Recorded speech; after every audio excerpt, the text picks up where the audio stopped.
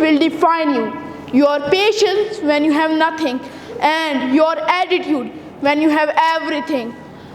Assalamu alaikum and a very good morning to all of you.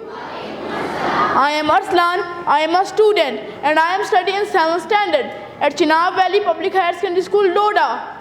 Today I am here in front of you to deliver a speech on the topic that is attitude. So first of all, 80% of success is psychological success and 20% of success is mechanical success.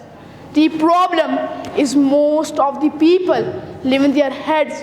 They have their dreams, they have their goals, they have a desire, but they got hyped about it and they get fearful about it and they just don't execute.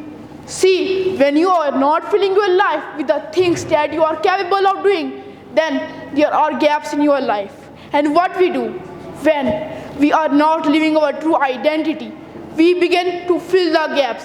We fill the holes with garbage, alcohol, drugs, worry, self-destructive behavior. So when you begin to look at your life, you know that what are you doing and what you can do because you allowed yourself.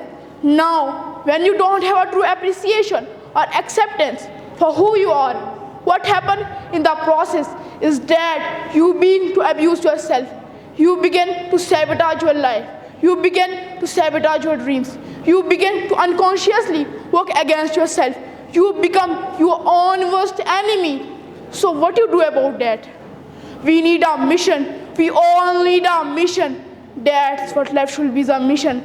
That gives your life purpose, focus, drive, and ultimately satisfaction.